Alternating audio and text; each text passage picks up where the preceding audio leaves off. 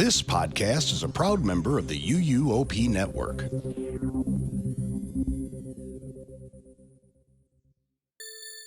Welcome to Season 4 of Rush of Fear podcast, where we chat all things Halloween Horror Nights. Tonight for episode 19, we'll be doing our final review of HHN 33, but this time, Scare Zones and the show. So now, let the mayhem begin. What a rush of fear.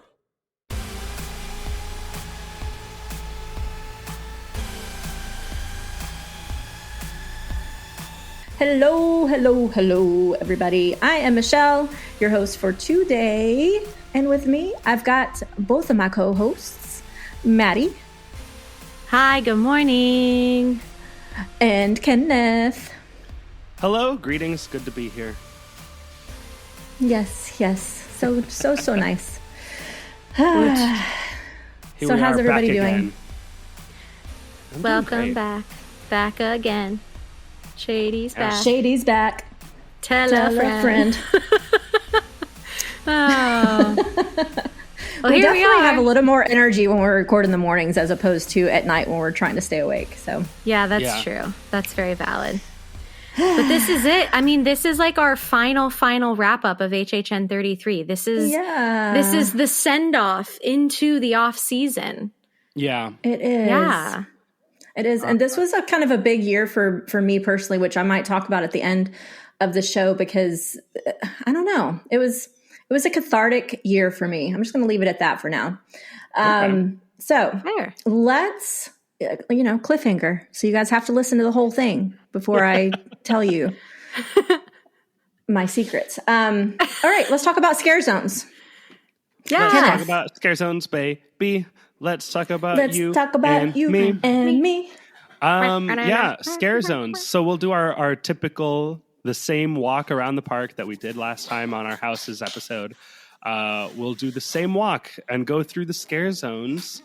We'll each discuss our thoughts, and then at the end, we'll do our rankings. So let's see. We're walking into the park, and we're going to go into the entrance area, which is going to be the scare zone, Duality of Fear. Who wants to go first for Duality of Fear? I will. I mean, it's a stretch to call it a scare zone. Yeah. Yeah, for sure. I don't know. It was just an entrance to me. If it were just an entrance and they hadn't called it a scare zone, it would have been fine. Like, I love walking through and seeing the two quote unquote icons up above doing their little thing. But that was really it. I mean, that was it. Yeah.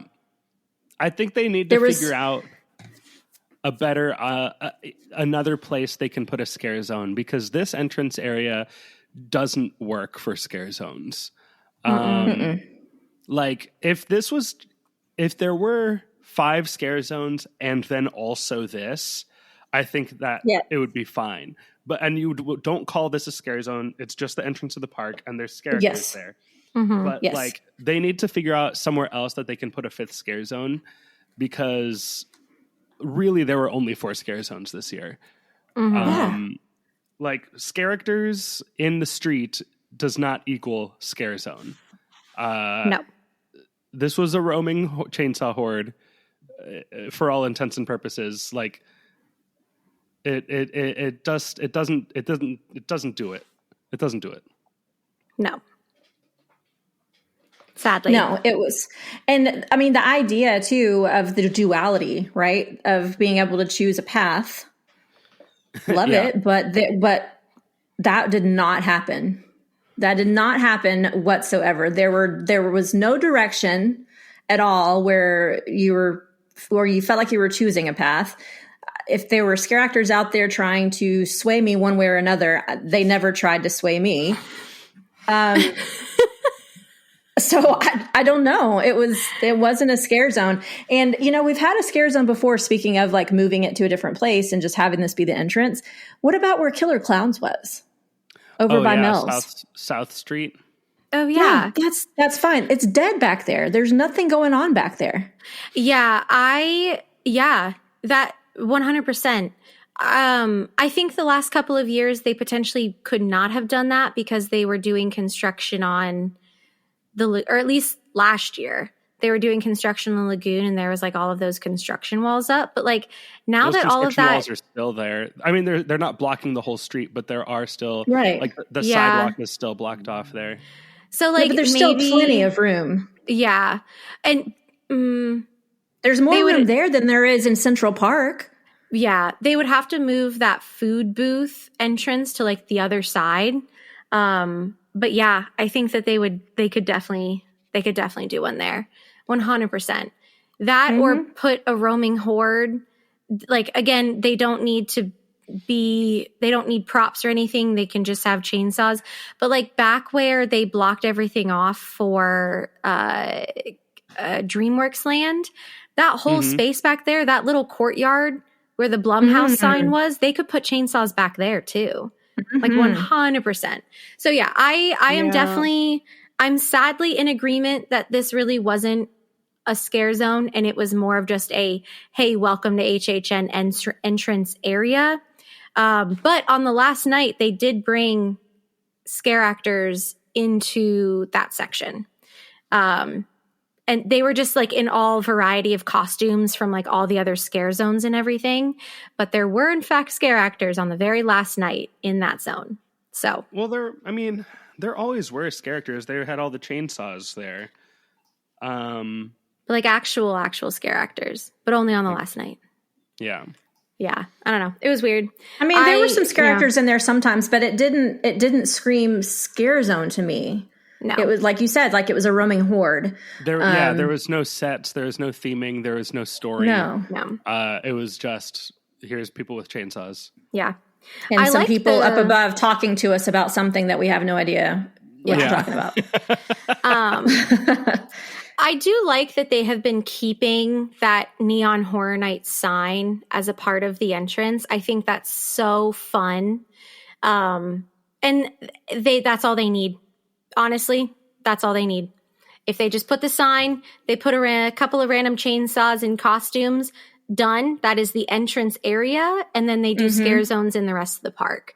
Because I do think it is fun to have something at the entrance, but it does not need to be a full-fledged scare zone. There's not space. You know where I'm always confused why they have nothing is back in like Sting Alley area. All those back streets back in there. Yeah. Those would be brilliant scare zones.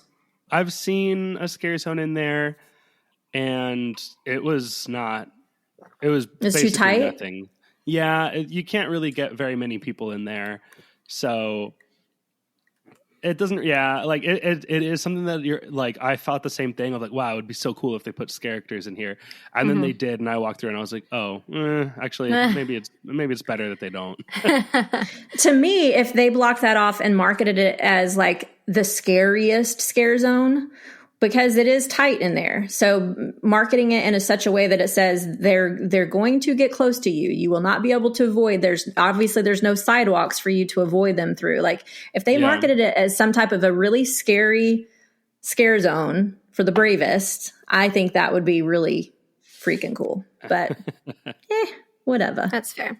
I did like the costumes though, specifically the costumes for the surreal chainsaws. Those were such a neat design. I don't know what it was about it, but I really, really enjoyed them. And I think that is my last parting sentiment of duality. Yeah. Okay. Yeah. Yeah.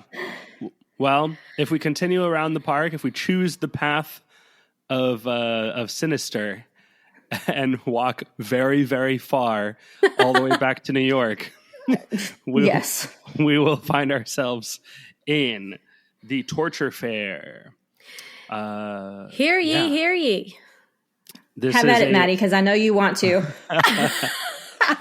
I just like Insidious, I have no words. It was perfect. It was everything I wanted it to be.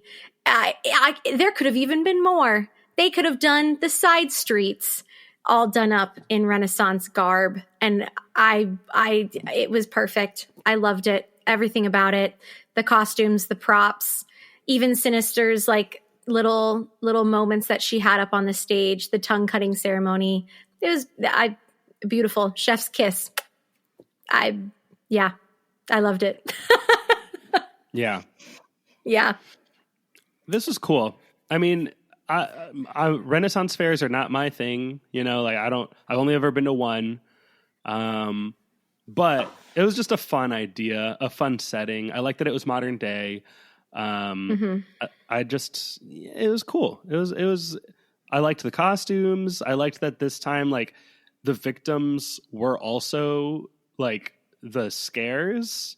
A lot of times victims are just in normal clothes and they're covered in blood and stuff. But like this time it was like, no, the victims are actually the most interesting part because they have all the torture devices on them and they're running around being mutilated by all these devices and stuff. So like that's a really fun change to the scare zone victim like formula. I like that a lot. Yeah, this was great. It was always fun. It was pretty funny, like silly, and this was good. I liked this zone. It's probably my favorite one. I mean, not to give away the rankings, but it was the one where you were like, okay, there's a lot going on in here, you know? The rest of them, you kind of get a glance and you're like, okay, I see what this is. But this one is like, oh, there's so many different costumes and characters and, you know, like there's the scenes on the stage and, you know, it was great. Yeah, it was fun. Like there was a lot to see. There was a lot, like this was a scare zone I could just hang out in. And actually I did quite often with my baked beans. It was, it was fun. Baked beans. The stage show with the king and queen, I loved them. They were beautiful. And they were very interactive, which was fun.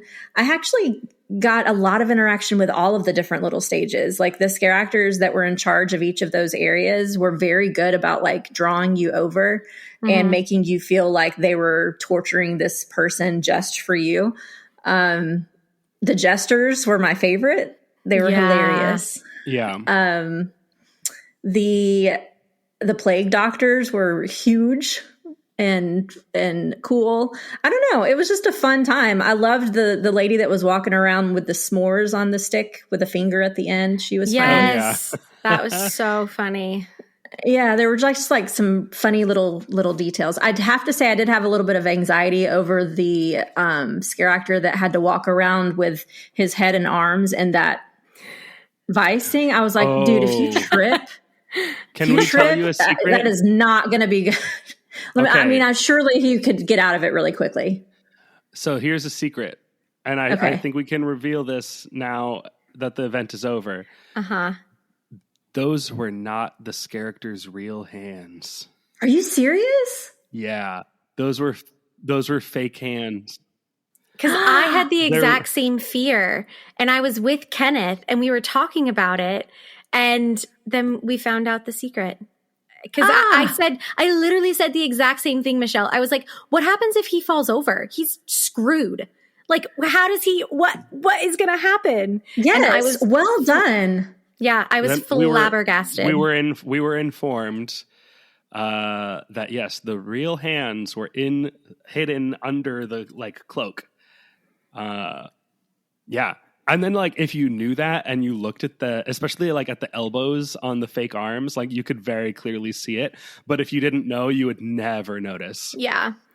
It was so good. But it made me like that costume even more of just like, wait, that's so funny that it's like those characters are basically just walking around with their arms like up around them like they're going down a water slide.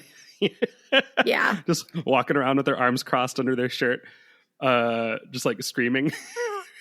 It's super fun. Yeah. Oh, man.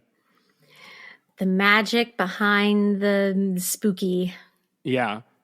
Yeah. So cool. That's fun. Hopefully it's not out of line to reveal that. Surely not. I think it's all right.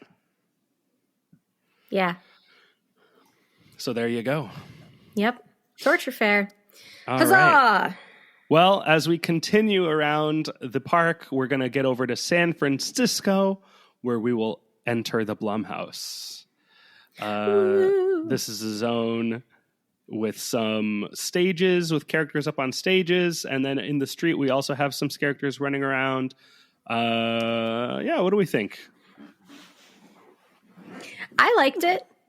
I enjoy the Blumhouse movies, so it was exciting to see, some of my favorite Blumhouse characters come to life and get to, see them not inside of a house, like the grabber and the little boy from the Black Phone movie and Millie. I thought that was really cool. And it was also nice having the Purge scare actors back. I didn't realize how much I missed a Purge scare zone, which was weird because I'd only seen it once, but I do remember like really enjoying it because it's a simple concept, Yeah. It's the Purge. But it was fun having, the Purge scare actors in there. I liked the one in the Colonial Williamsburg outfit with like the bonnet and the dress, and it was nice having the Statue of Liberty scare actor back. So, it was kind of a mid-zone just overall, but the characters that they did decide to put into the zone, I think were good ones to have. And of course, Megan, Well, yeah, Megan is really the standout thing from this zone. And it just keeps begging the question of why hasn't there been a Megan house? She's been only in the street for the past 2 years since the movie came out, and just give her a house. She's earned it. I feel like Megan, it's crazy how quickly she has become like a staple of horror cinema with only one movie so far. But I feel like she's already kind of part of that lineup of classic slashers. And she maybe when there's this, the next movie comes out, they'll give her like a 2 movie house, like we'll do both of them in one. Yeah. But I think it's always fun to see Megan. But other than that, this zone didn't have a lot that ever got me excited. A scare zone's always just fun because there's, it's a scare zone, whatever, there's stuff going on. But like, I don't know, these kind of compilation characters on stages for photo ops kind of zones I don't really get too much out of them. Yeah, that's fair. Yeah. Yeah, for me as well, like I didn't feel like this was a scare zone either. I felt like it was more of like a photo op area, which isn't bad. Like I've seen some really beautiful photos come out of this area for this season with like all of the neon lights and stuff. It was beautiful. It became a huge bottleneck though, because people loved the Megan character there as well as the Black Phone character up on the stage. So it was quite annoying to try to get through there every single time I walked through. But again, it just felt like more of a photo op area for me, not really scary.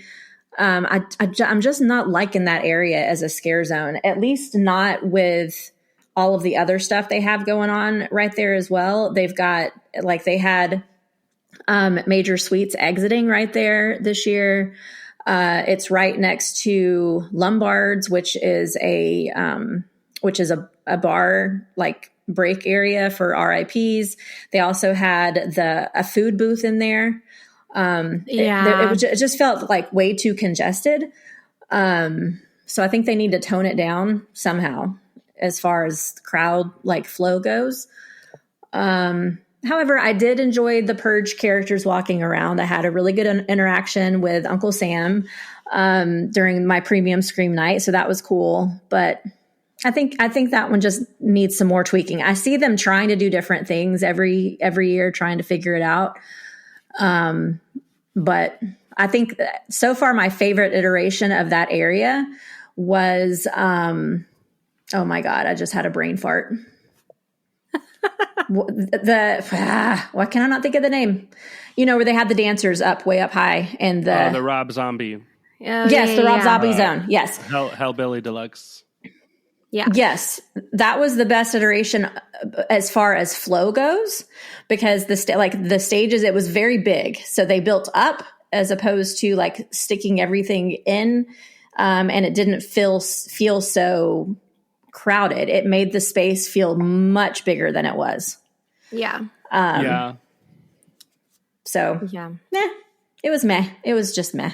That area is tough in general, just because of how flooded it gets with the shows letting out a Fear Factor, that you can't do that much in it because everyone will get like swept up in that show dump. So yes, it gets really tough. So I get the limitations of the area.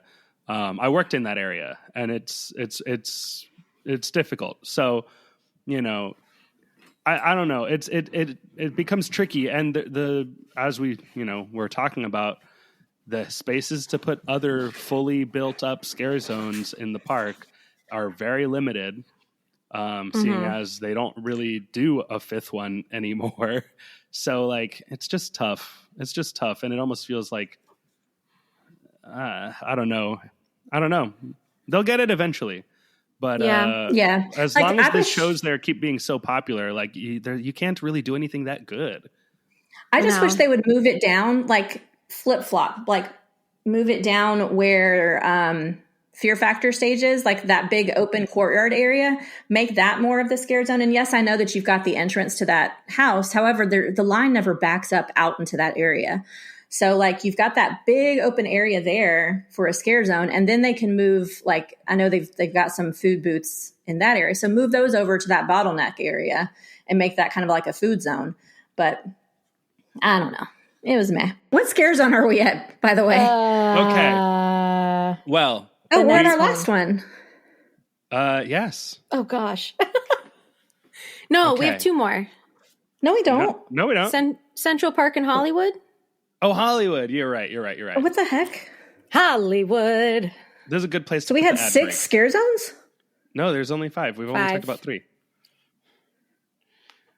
We did Duality, Torture Fair. Oh, never mind. Sorry. I've already written. I'm just making my list, and I already have my number 1 written down. So that's my problem. Okay. Okay. Let's take a moment to hear from our sponsor. I wish to go to South Korea.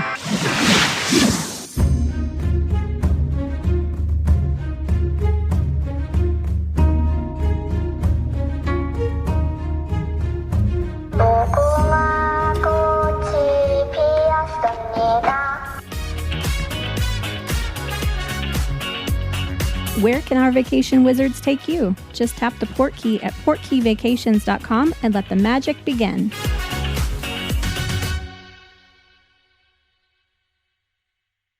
And we're back. Okay. Well, we're going to keep moving around the park. We're going to walk past the show. We'll come back to it. We have a reservation. Well, we don't have a reservation, but we'll be back. We're going to see the 12:30 show. But then we're going to keep moving to the Central Park Scare Zone, which is Swamp of the Undead. How do we feel about Swamp of the Undead? I liked it. I think towards the end of the event, I started to like it a lot more. I think the scare actors did a really great job of using their area and really finding those nooks and crannies and jumping out like from those nooks and crannies. So that was always pretty spooky. After the hurricane, they put up some more props that hadn't been there since before the event started, which was really fun. So we got like more stuff in the trees and everything. I don't know. I think overall it was a very fun scare zone, a very detailed scare zone. And it was I want to say it was our very first scare zone based on the state of Florida. So yeah, cheers possibly. To that. Yeah. Yeah, it was cool. It was fun. There's only so many ways you can use the Central Park space, and I think this one did as good a job as any has ever done.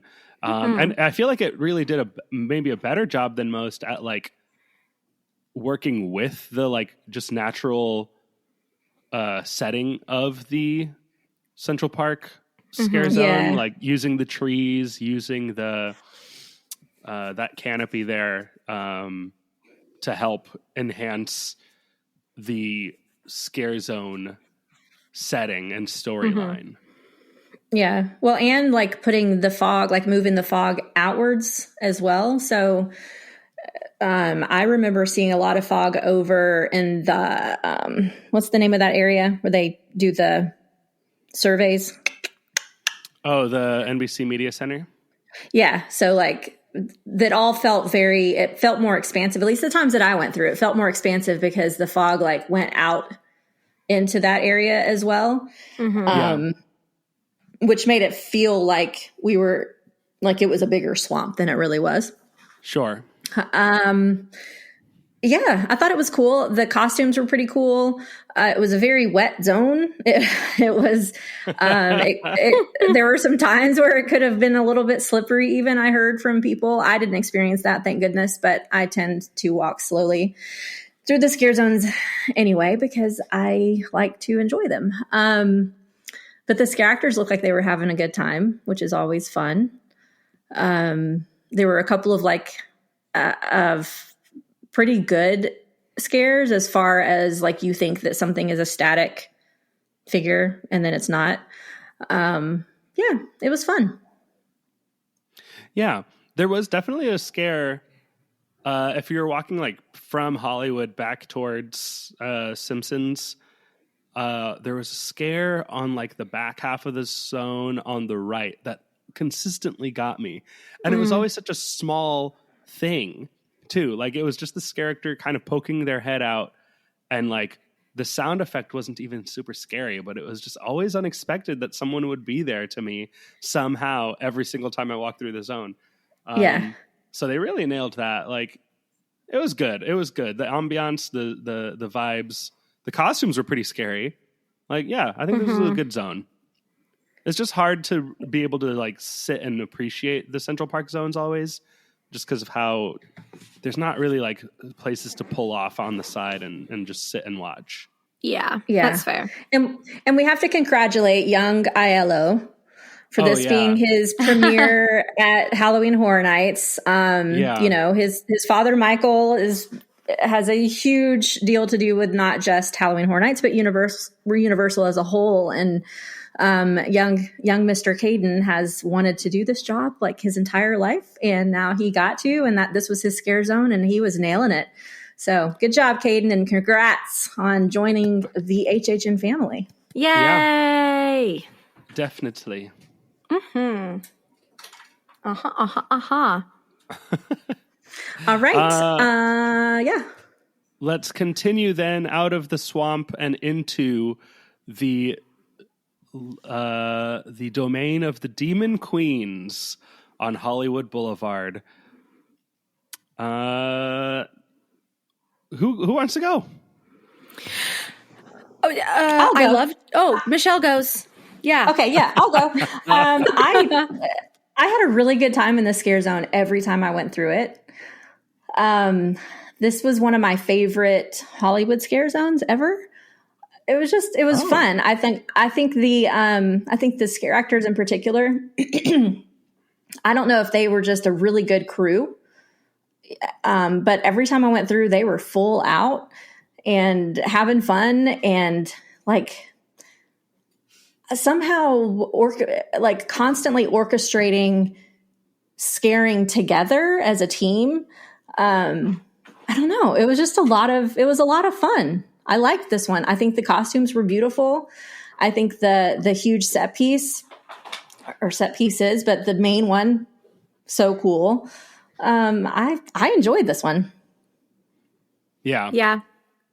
I agree. I think the first couple of times I walked through, I was like, meh. It's just kind of like the past couple of scare zones that we've had in that area where, you know, you have a couple dressed up scare actors and then everybody else is just kind of running around in various cloaks and hoods.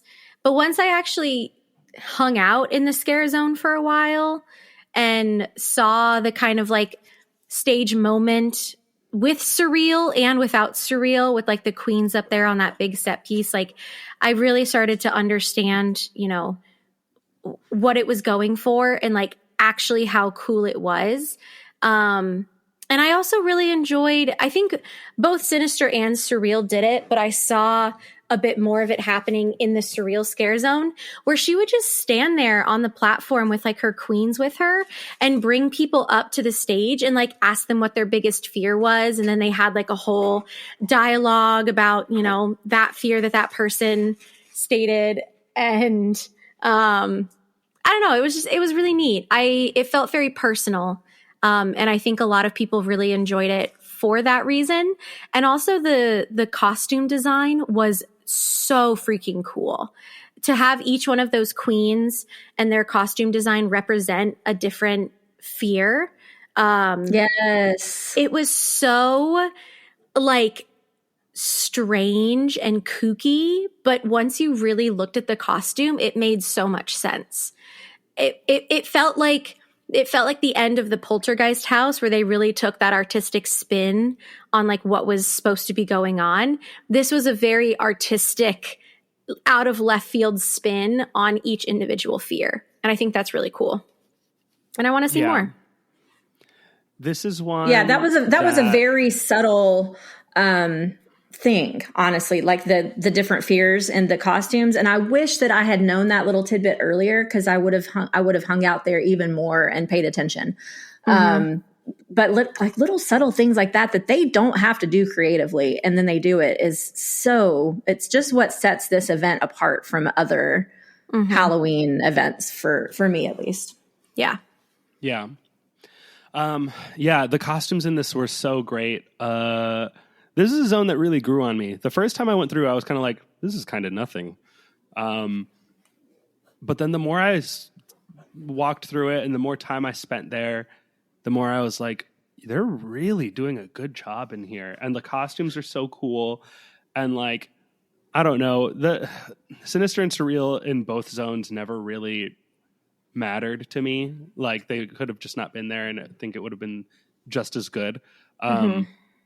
But like, just just the atmosphere of this zone was very fun, and loved it.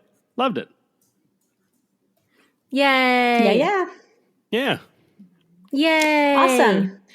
Well, that does it for the scare zones. That does.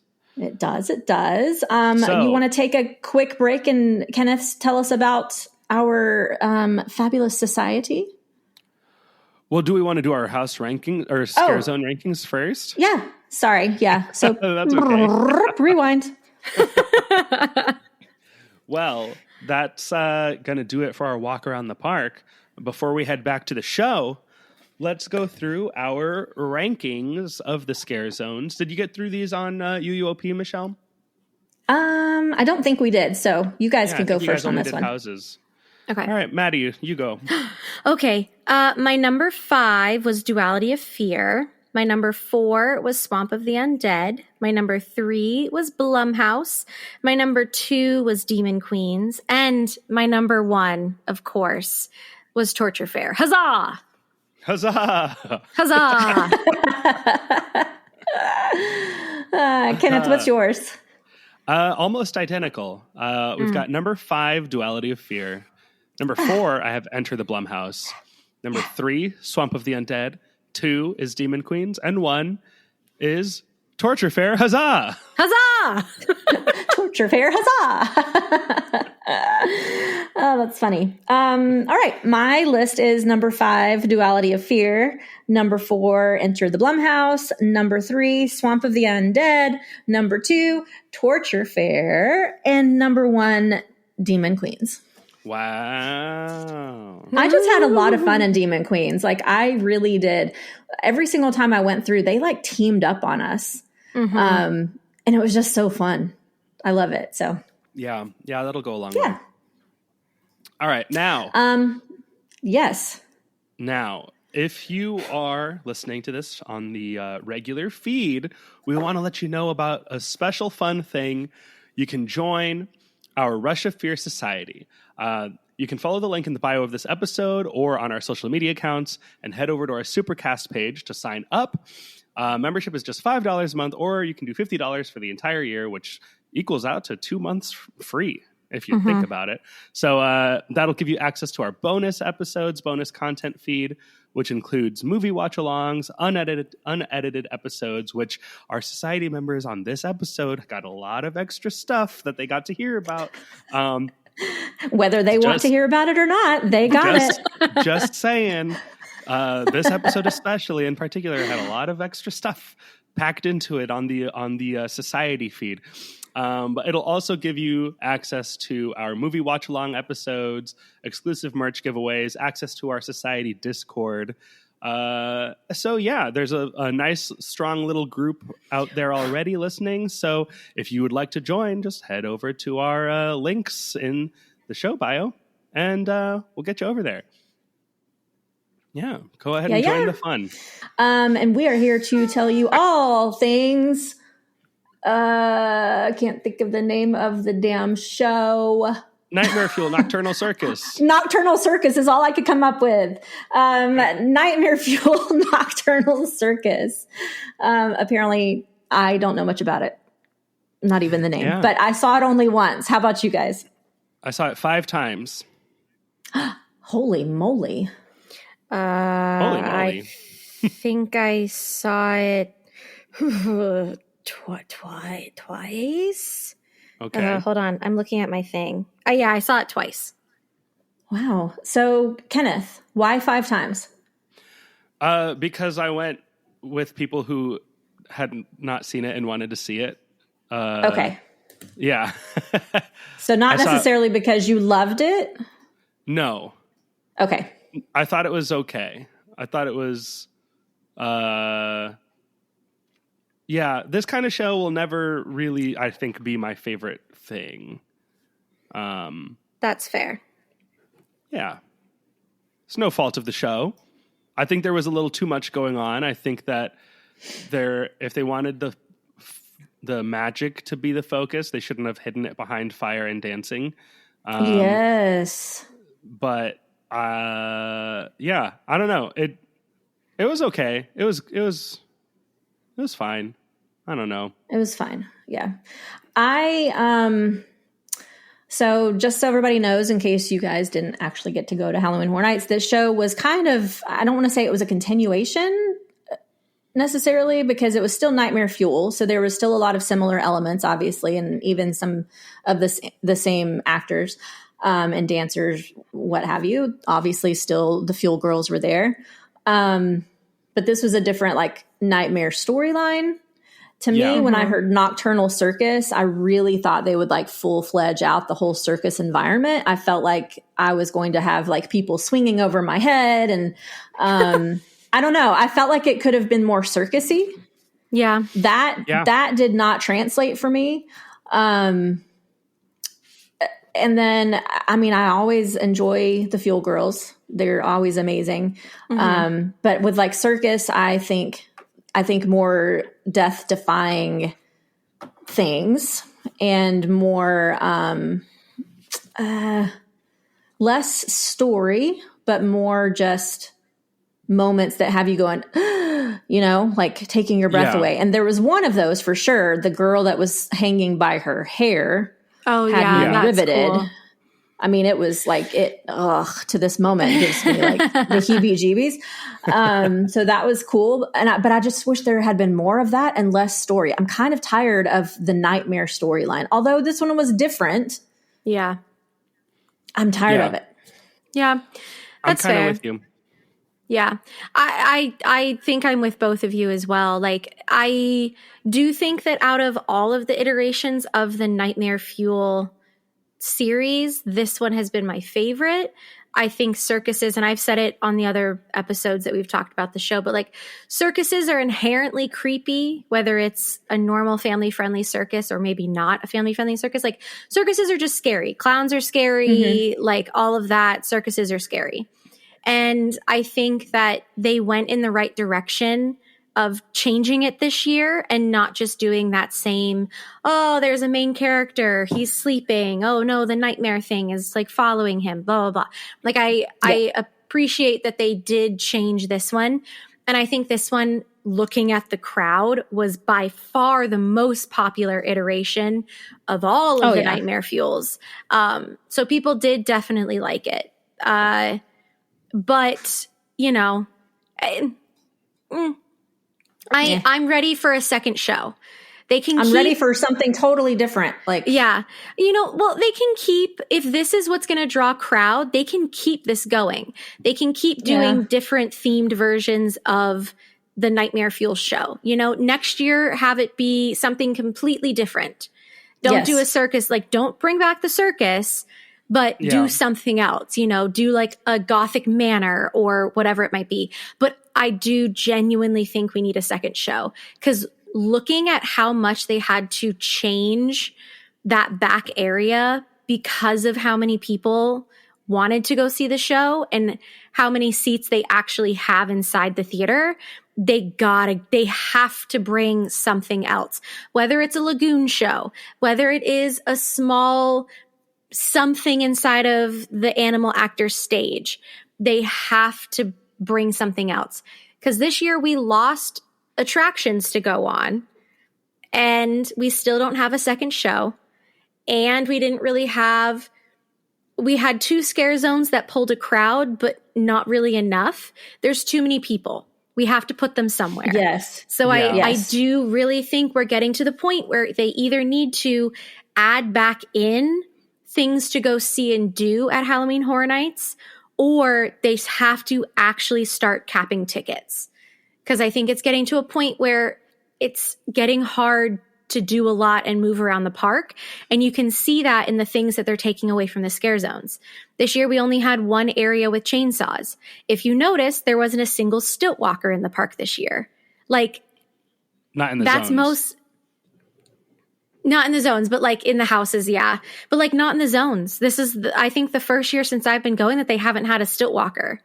But I'm assuming it's for safety purposes, because there's too many people. It's too much. Yeah. Well, I mean, I know they're never going to limit their ticket sales, but I wish they would so very much. I wish they would. I think if they don't, it's going to end up hurting them in the long run, because they're going to start losing loyal followers in an attempt to get new customers.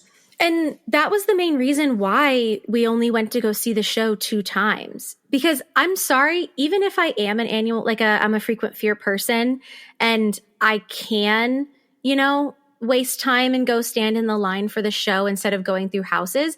But like, I'm not going to. I had a friend who waited often for that show, and he said he would wait at least an hour before even getting in to sit. Yeah. If you're just going for one night and you're wasting an hour in line and then also the length time of the show, well, now you're missing out on a good hour, maybe 2 hours of the event just to see a show. Yeah. Or virtual queue it, at the very least. Virtual queue it so that you can book your reservation for a particular show ahead of time and you're not stuck waiting in a line unnecessarily. Yeah. That last night, I want to say it was like the show in the 10 o'clock time period. The line for it was touching the food booth in San Francisco. Oh my God. Yeah. Like they had already filled up the queue that they had already previously extended, that kind of wrapped back through that green gate where like the Jaws area used to be. But it was out of that extended queue and touching the food booth in San Francisco, which again creates a little bit even more of a hazard, because now you don't just have a scare zone, a freestyle machine, a food booth, an exit to a house, and an area for RIP tours. You now also have a line that people are trying to, like, it just, we need more. Bring back a couple more rides or give us a second show. Like we've got to do something, because it's popular. People will go see it, but we need something else. Yeah, I mean, so the first night that I tried to wait in line for it, I didn't realize it was such a big deal, honestly, because I've never had to wait in line that early before for the show. Mm-hmm. So I hopped in line, like I saw it wrapping around down at the waterfront in front of Potter. Mm-hmm. So I was like, let's just go ahead and hop in line. And it was like 30 minutes before the show started. And by like the line finally started moving and we got up to the bathrooms, the Jaws bathrooms, and people started saying, you know, get out of line because the line's already cut off. This is the line for the next show. And I was like, yeah, screw that. No, thank you. Like, that's crazy.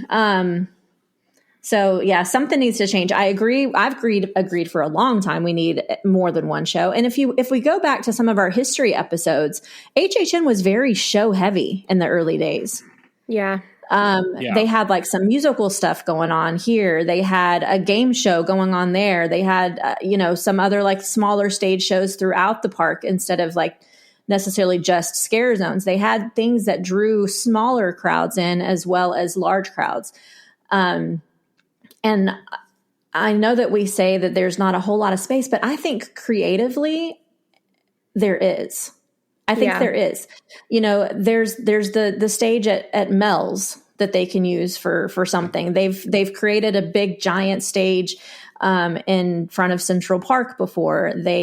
We've got that whole DreamWorks area now, like you mentioned before, Maddie, on the previous episode, or was it this episode? I don't remember about the like. Yeah, about the whole courtyard there and like where SpongeBob is. So creatively, there are things we can do. Why they haven't used animal actors like they have in the past, clueless. I have no idea why they don't use that, other than maybe PETA and animal protection with noise. I have no idea.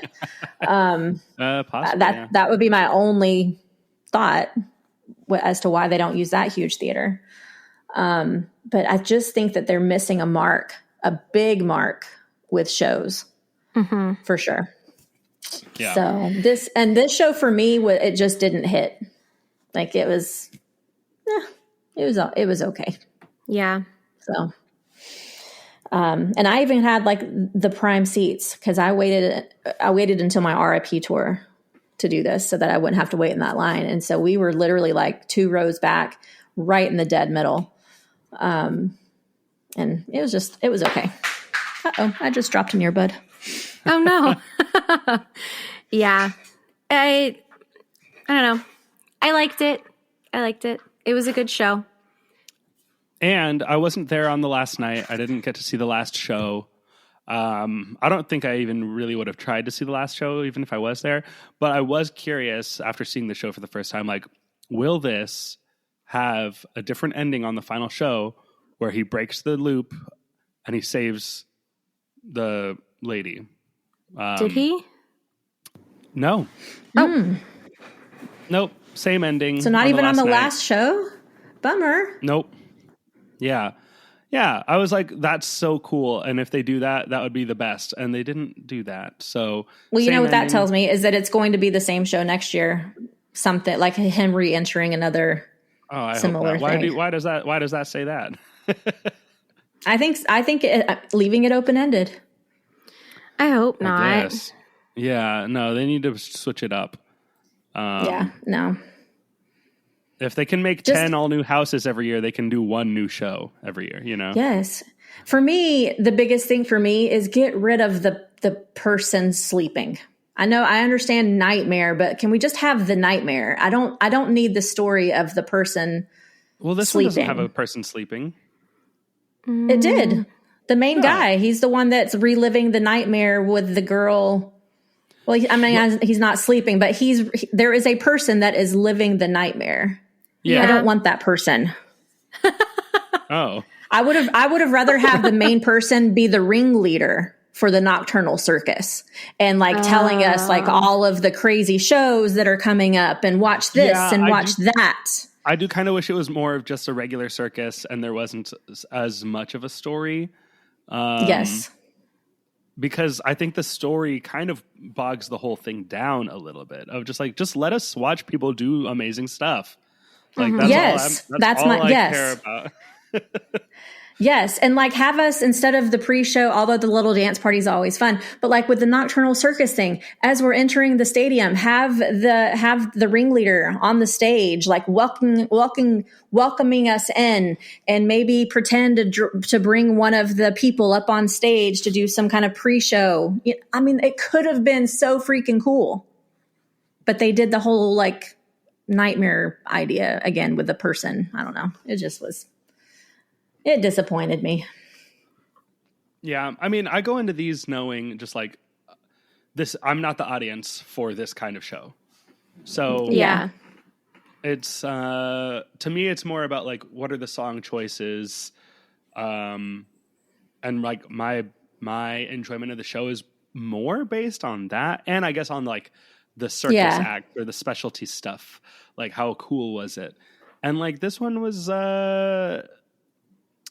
the Nightmare Fuel shows just keep giving us like basically the most basic oldest trick in the book type of magic tricks.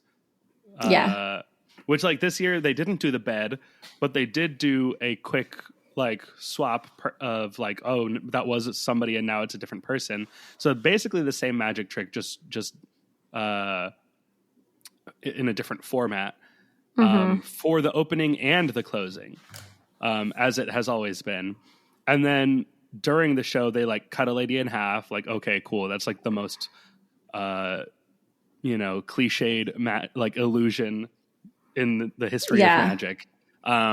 So like, I don't know. I just wanted to see something more different than the same tricks we've saw in the shows for the last 3 years. And then the one new trick is like the oldest trick that you could have seen anywhere in the world. Right.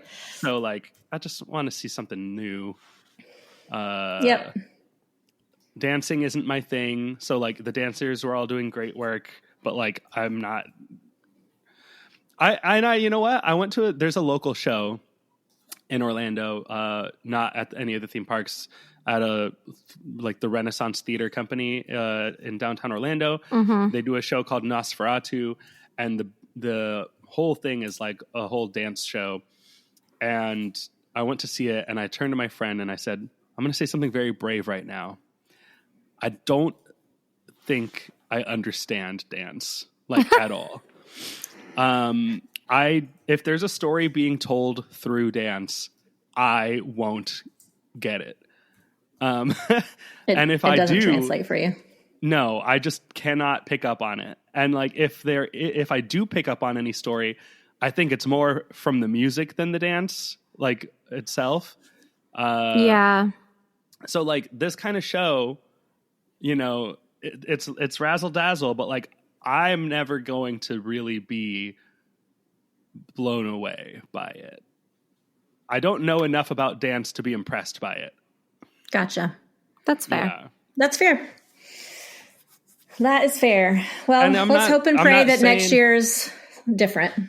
Yeah. Well, and like, they can be a dance show because obviously I'm in the minority here. Like, people love this show. So like, I just want there to be a different show that will speak to me, Yeah. In addition to this one. Like, this one's obviously a hit.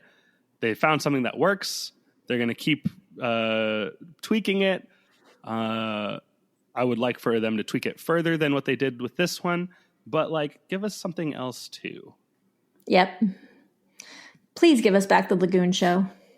Yeah. Well, I mean, the Lagoon is still technically under construction, even though they ran the whole summer of Cinesational. Like, that Lagoon still has construction walls up around it. So like, something about it isn't finished. So like, that's, I think, why we didn't get a Lagoon show this year, is they just still weren't ready for it. Next year, I'm confident that we'll get a Lagoon show again. But yeah, we just need more. We just need more stuff. Put the show back. If you don't give us a Lagoon show, put a stage on Hollywood again at the end of the street, like where the original, like, Carnival of Carnage was, and like the original Academy of Villain shows. Like, put that Hollywood stage back up and let us do a show there. There just needs to be more shows. Yep. There needs to be somewhere for the crowds to go if you're going to keep creating crowds. Yep. Yeah. Yeah, I agree. I agree. So before I end the show, I have to go back to my spoiler. Oh yeah. Not spoiler, but my teaser. tease. So this year, I think I realized a couple of things, and the premium Scream Night is a huge factor in this. So if they don't do premium Scream Night next year, my whole thought process is going to go out the door. But with premium Scream, and even if, so I heard that they only sold about 50% of the tickets that they had allotted for that event. The crowd was so low that even if they doubled the crowd that was there, it would have still been an amazing night. So I'm going to say, even if they keep it at the capacity that they had it before, and sell every single ticket, which if they do it next year, it will sell out the first day because it was such a smashing success. Yeah. I would 100%, and keep in mind, I did premium Scream. I did a couple of nights of nothing at all other than just going in the park, no express or anything. And then I also did a private RIP tour. So if they do premium Scream next year, my Halloween Horror Nights experience for 2025 will include only opening weekend for sure. Okay. All right. So keep in mind, like I've been going since 2015, which my very first year was just a one night with Express. And since then it's gotten bigger and bigger, where the past like 3 or 4 years, I've gone made at least 2 trips out of it, considering I live in South Carolina, not Florida. But like that opening weekend experience with premium Scream, it was all I needed. Seriously. It was so amazing. That I would have been perfectly satisfied, even after I went back and did another night, 2 nights by myself, or, just with my family. And then that private RIP, the private RIP was like almost a disappointment to me after premium Scream. I know that sounds really spoiled, but it really was, because with the amount of crowds that Universal is creating by selling so many tickets, it's too much. Even with a private RIP, it's too much, because it's so crowded just walking through the streets. Even with my own tour guide, it was still fighting crowds constantly. We still didn't have time to do everything that I wanted to do during my private RIP tour because of the crowds. We couldn't take the time just to hang out in a scare zone. Just because walking from A to B took so much time because of crowds. Stopping at a bathroom, everywhere there was lines, even for bathrooms. If anybody wanted a snack, there were lines everywhere for food items. So I don't know. I hated saying that because my tour guide was awesome and the people I was with were awesome. But the crowds just really have gotten out of control for me. So if they do premium Scream next year, opening weekend will be it, and I'll be satisfied. I think I would have had I don't have a sour taste in my mouth, but I kind of do because I dropped so much money on that second trip that I went and did the private RIP. That experience kind of left me a little bit sour. Had I just left it with opening weekend, it would have been amazing. So I don't know. We shall see what happens with next year. How they end up tweaking things, and even how the opening of Epic affects HHN, if at all. Yeah, but, true. Yeah.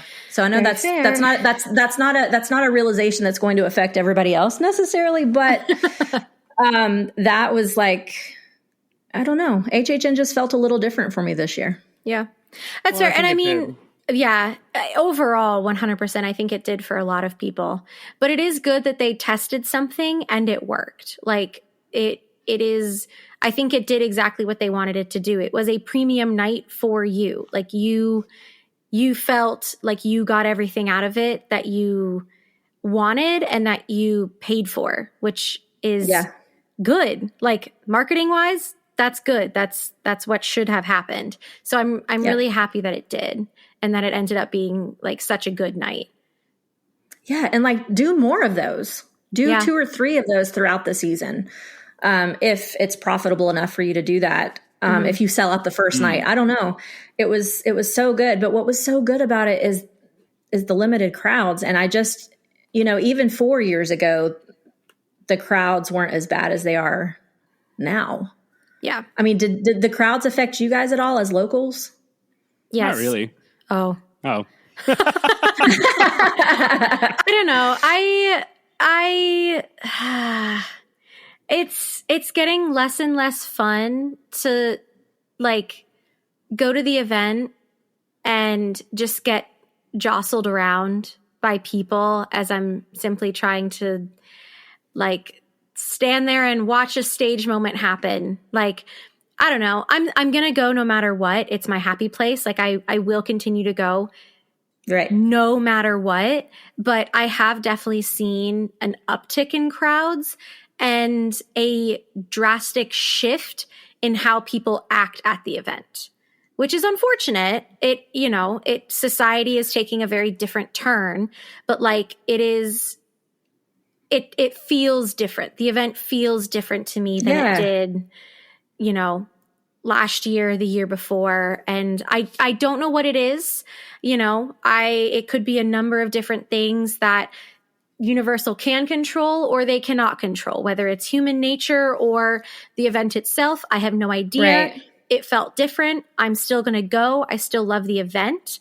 It feels weird. And there were also many nights where I would like get off of work and be like, oh man, like we should go tonight. And then we would look at our phones and it'd be 10 p.m. and everything would be over 75 minutes. And we'd be like, oh, actually, maybe we'll just go on Sunday. I'd much rather, and I think next year I may get the ticket without Fridays because I think I went to maybe 1 or 2 Fridays this year and they were packed and we did not have a good time. There was just too many people. So I think next year, like the pass without Fridays might be our go-to. One, because we have Sundays off of work. So like we can spend the whole day at the event. But Wednesdays and Thursdays this year were fairly low crowds. So those were the nights where we really like got through a lot and we were able to sit in Torture Fair and we were able to sit in Demon Queens and enjoy ourselves without just like massive crowds rolling through like the scare zones. So, yeah. I don't know. See, that's how I felt too. It just felt, I don't know. It didn't feel like such a special event in a lot of ways. It felt, for me, okay, it's naturally going to be a less scary event because I am building up an immunity and I get that. Mm-hmm. But like there were so many children there this year. So many children. And I'm not saying they were misbehaved or anything, but it felt like it wasn't as scary. Like it's been like, I know for sure the scare zones have been toned down dramatically. It seems like year after year. But there were just so many young children who were there. It felt like it was more of a family event this year than it ever has been before. I don't know that. And then on top of that, the just the crowds in general, the level of crowds. I don't know. It's losing a little bit of its pizzazz. Not to say I'm not going to go. I mean, for sure, I'm going to go. But with the way the crowds are, I would be okay with that one weekend and done, which is kind of sad because, I mean, this is regularly been like increasing its budget for me year after year. And next year, I'm going to be decreasing my budget drastically. That's fair.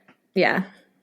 So use that as you will. But yeah, that was my big realization at the end of this year. All right. Well, I think that'll do it for this episode. Thank you for listening, and we will see you next year in the fog. Until next time, though, for more content, be sure to check out our Facebook page at facebook.com/rushoffear and follow us on Instagram and Twitter at rushoffearpod. Yes, and for more general Universal Orlando Resort news, check out our friends and UUOP Network hosts over at the unofficial Universal Orlando podcast, wherever podcasts can be found. You can also check out our fellow UUOP Network podcasts, the Theme Park Duo, the Taste of Universal podcast, and the Port Key Passport. And don't forget, you can be a part of each new Rush of Fear episode with our listener submission segment. Just send an email to rushofear21@gmail.com with an audio recording telling us your name, your favorite HHN house, and your favorite HHN scare zone, and your favorite HHN memory. The house and scare zone will be added to our running tally to see the overall listener favorites, and your audio recording will be added to the outro of an episode. Yay! And as always, be a part of our Portkey Vacation commercials. Just send an audio recording of you saying, I wish to go to blank, and fill in the blank. Then keep listening, and your commercial will magically appear on an episode of Rush of Fear and UUOP. You can email those recordings to podcast@uuopodcast.com. Check out our merch store and help support the show. Just head over to tpublic.com, search for the Rush of Fear podcast, and you'll find our page and all of our products. And as always, be sure to check out Kenneth's band Pangolin everywhere you listen to music online, and follow them on social media at PangolinFL. Yeah, we got a show December 7th at the Florida Underground Music Festival, so come and see us. And if you could please leave a spooky rating and review on whatever podcast platform you're using, it would really help us out, and we'd love to hear from you, the listeners. Thanks for listening, everyone. The podcast has come to an end. Now get out. Bye. Bye-bye.